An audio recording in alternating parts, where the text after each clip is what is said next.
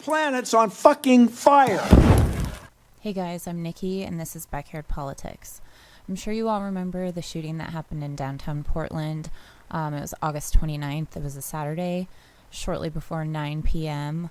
There was a Patriot Prayer member by the name of Aaron J. Danielson who was shot in the streets and killed.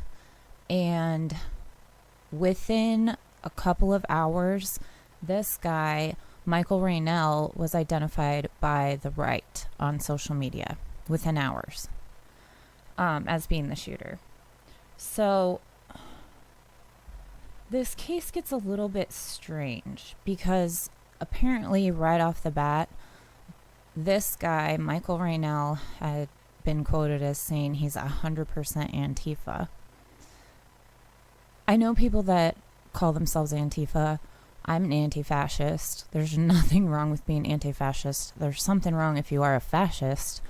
But I've never heard somebody go, I'm 100% Antifa. That just sounds like a little bit phony to me, right? That raised alarm bells right off the bat. It gets really, really strange. So within hours, that man, Michael Raynell, was identified. And then on September 3rd, so like 4 days later, somehow he gets together with Vice and does an interview. Cops haven't found him yet, but he does an interview with Vice. So here's a little clip of that. I had no choice. I mean, I had a choice. I could have sat there and watched them kill a friend of mine of color. But I wasn't going to do that. You know, that was the straw that broke the camel's back.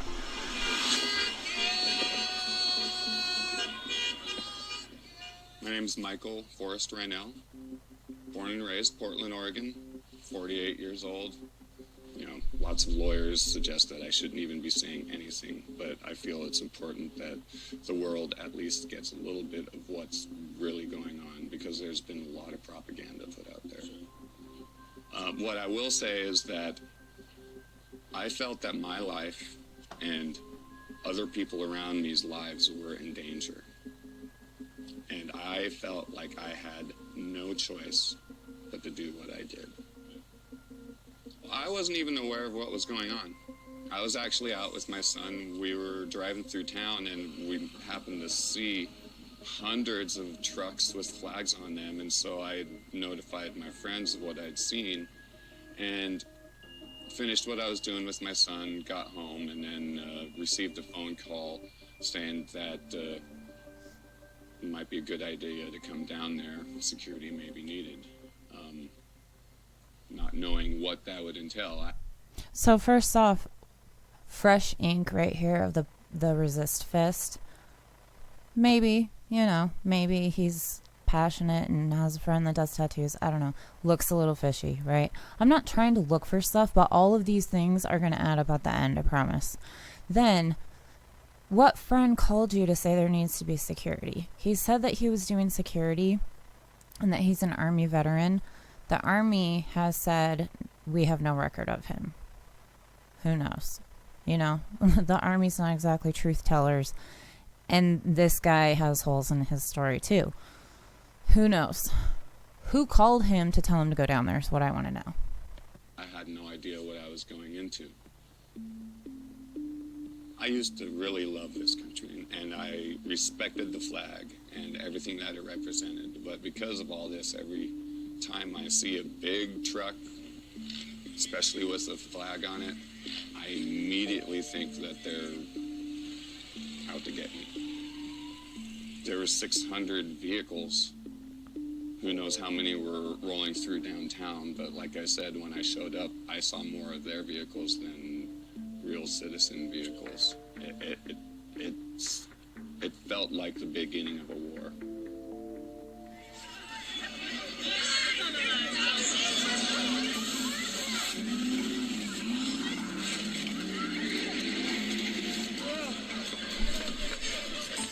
Really quick, if you notice down here, this handle says The Real Corey Aaliyah. I think I'm saying their last name right. They're a YouTuber that's in Portland every single night. So why is it that this guy, they got footage from him online. I think it's a guy. I apologize if it's not. There are multiple podcasters or YouTubers that are up in Portland every single night. That's what they do. Why wouldn't he just get a hold of one of them? One, it'd be good for their career, honestly. Two, he would be supporting the people that he says that he's there to support, right? If I was going to go and do something stupid like what he did, which I am not, and I am not promoting it at all, but if I wanted to tell my story about it, I wouldn't go to somebody like Vice. I wouldn't go to like any sort of mainstream. Disney owns Vice. It's not like they're independent media, right? So there's always a spin. And if you notice this editing, I'm not saying that it's not terrifying when these alt-right fuck faces are going through downtown. It is. They come through downtown Salem all the time. It's scary. They all are armed and they're all fucking crazy. But the editing of this video is also pushing a narrative. It was a free-for-all, and the police were letting it happen.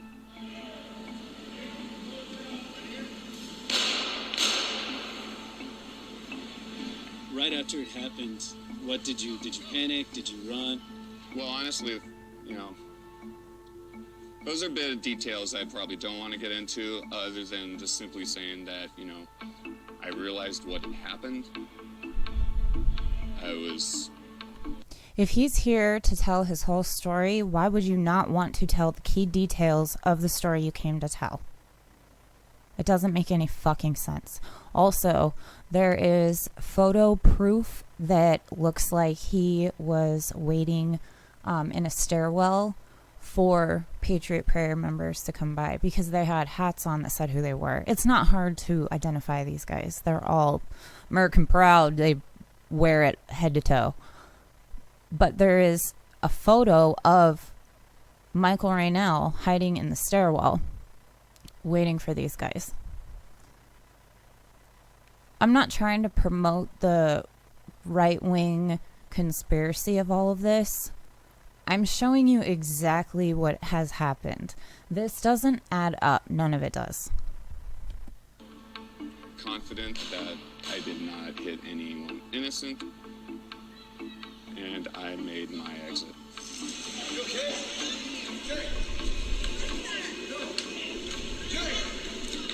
So he said he's confident he didn't hit anyone innocent. I'm not saying that the alt-right or the armed right militias are good by any stretch of the imagination, so do not get this confused. But as far as I have read and seen, this man, Jay, that got shot, he didn't pull a gun. He pulled mace. So if we don't want to get gunned down in the streets, we shouldn't be gunning people down in the streets, right? I have a few theories as to who Michael Raynell was, but I'll get to that in a little bit. And just to reiterate, you feel that it was totally justified? Totally justified. Had I not acted, I am confident that my friend and I'm sure I would have been killed, because I wasn't going to stand there and let something happen. What they've done, Again, the guy had bear mace. is they're trying to make it look like we're all terrorists, and they're trying to make me look like a murderer. I've noticed that they keep saying that it's not clear that it's related to the protests. That's a lie. They know that it's related to the protests. Not to mention the fact that they say that they don't know who it was. That's a lie. Within an hour, Facebook and Twitter and all that have my face and name labeled as Why is he pushing so hard that it's with the protests? the shooter. They want to paint a picture of Antifa having major involvement. A lot of people don't understand what Antifa represents, and If you just look at the basic definition of it, it's just anti-fascist, and I am 100% anti-fascist. I'm not a member of Antifa. I'm not a member of anything. Honestly, I hate to say it, but I see a civil war right around the corner. That shot Yeah. felt like the beginning of a war. Yeah. Which is why he fucking did it. Because he's either a cop or he's CIA or he's something. And that doesn't make me crazy or conspiracy theorist. Which, by the way, if you don't know this, the term conspiracy theory was made up by the CIA when people were questioning the assassination of Kennedy. Okay? This guy is intelligence to some degree. He has to be. Nobody has claimed him. Nobody has been... people have defended him recently only because he was executed by cops. So the day after this Vice video came out, within minutes of a tweet by Donald Trump demanding that police arrest the alleged killer of one of his supporters, Michael Raynell died in a hail of police bullets. This has all the hallmarks of a death squad carrying out a summary execution. This is by Ragged Trousered Philanderer. So, warning, this is really graphic.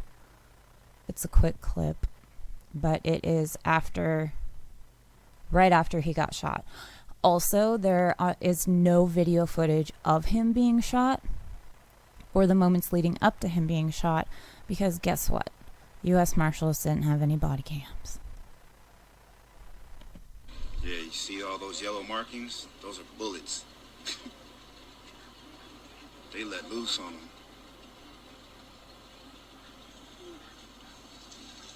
They didn't catch him, they shot him. Yeah, he laying there on the ground right there. See, they doing, yeah, you see him? They doing CPR on him.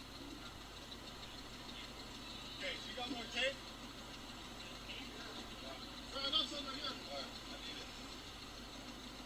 They lit his ass up. I'm telling you, if y'all would have heard it, man, it sounded like fireworks. That's how many shots. I was like, the fuck is going on out here? Yeah, that nigga dead, man. Yeah, you see all those yellow markings? Those are... So they executed him in the streets. And then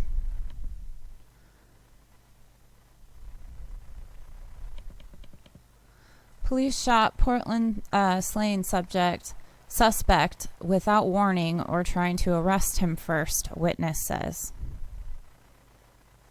This is from the Washington Post. It was written September 10th, just to give you a timeline of events.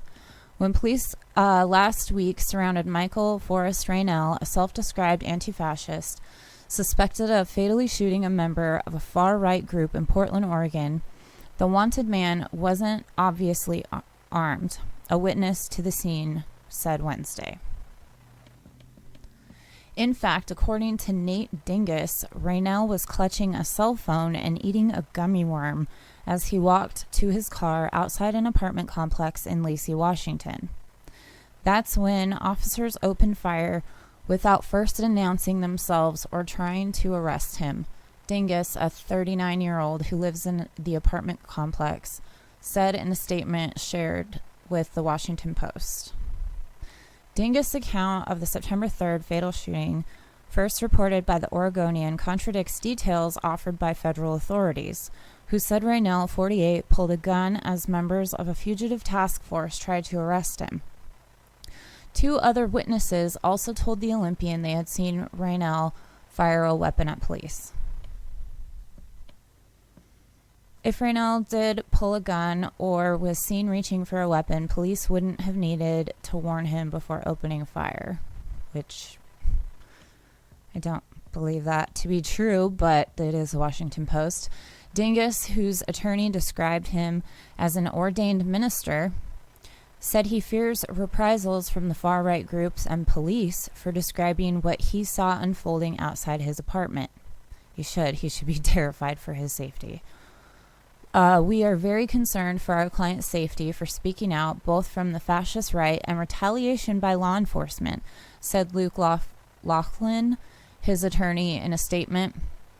Raynell's case unfolded against a national backdrop of escalating violence as protesters and far-left groups clashed with armed members of self-described militias and far-right organizations in Wisconsin, Oregon, and elsewhere.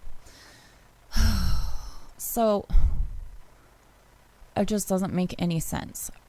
Prosecutors last week charged Raynell with fatally shooting Aaron J. Danielson, 39, on August 29th after supporters of President Trump clashed with counter-protesters in downtown Portland.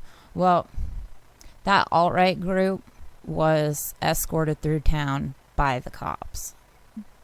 I mean, there's multiple pieces of evidence. I have videos proving that all the cops around here are working with those guys. They're friends with them. They hang out with them. Our fucking school board members are a part of these groups. Like, it's in our communities.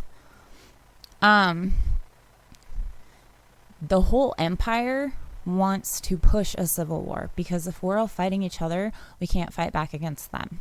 There can't be, mass movement for a UBI at this rate for our fucking pandemic. There wouldn't be general strikes. There wouldn't be, the protests in the streets. We would all be fighting each other, right? It's the divide and conquer tactic. I say that all the time.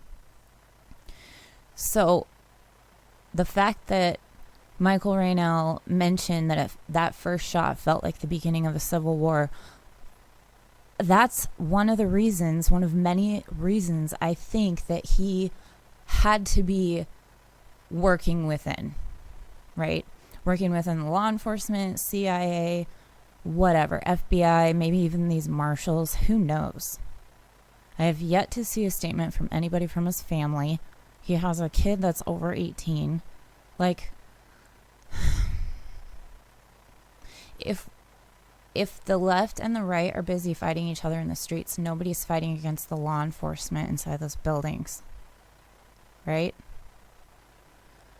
So it says, let's see here. Raynell suggested the shooting was self-defense and that he believed Danielson, a member of the far-right Patriot Prayer group, was threatening him and a friend. So Trump put out this tweet, and then within hours, Raynell was shot in the streets. No questions asked. Then they say, well,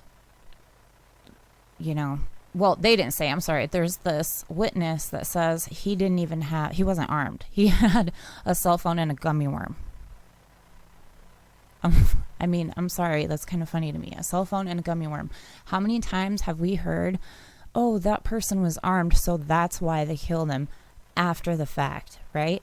So after this guy comes out and says he wasn't armed, detectives say Michael Raynell pointed a handgun at officers at the same time he was shot and killed in Washington State.